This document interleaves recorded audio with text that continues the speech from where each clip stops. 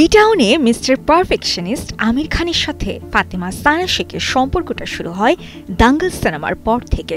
এরপর অবশ্য মুম্বাইয়ে আমিরের বাড়ির নানা অনুষ্ঠানে নিয়মিত দেখা যেত এই অভিনেত্রীকে।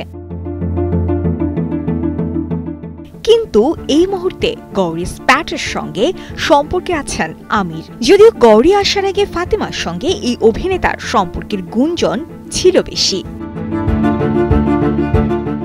সম্প্রতি একটি অনুষ্ঠানে আমিরকে প্রশ্ন করা হয়, বলিউডের নায়করা বয়সে ছোট নায়িকার সঙ্গে প্রেম করলে সেটাকে ম্যাজিক বলা হয়। একমাত্র স্মার্ট সিটি বসুন্ধরা, আধুনিকতায় এক ধাপ এগিয়ে।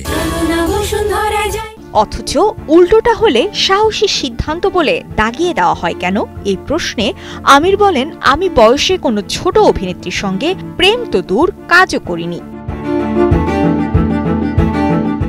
তবে বাস্তব যদিও ভিন্ন। কারিনা কাপুরের সঙ্গে একাধিক ছবি করেছেন আমির খান। বয়সের দিক থেকে কারিনা ছোট আমিরের থেকে।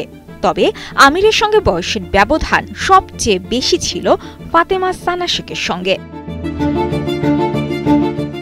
এখন আমিরের এমন ভাব দেখে অনেকেই প্রশ্ন তুলেছেন, অভিনেতা কি ফাতেমাকে ভুলে গেলেন? অনেকে আবার মনে করছেন, নতুন সম্পর্কে ঢুকে এখন ফাতেমাকে চিনতে অস্বীকার করছেন আমির। রাজিয়া ইসলাম, কালের কণ্ঠ।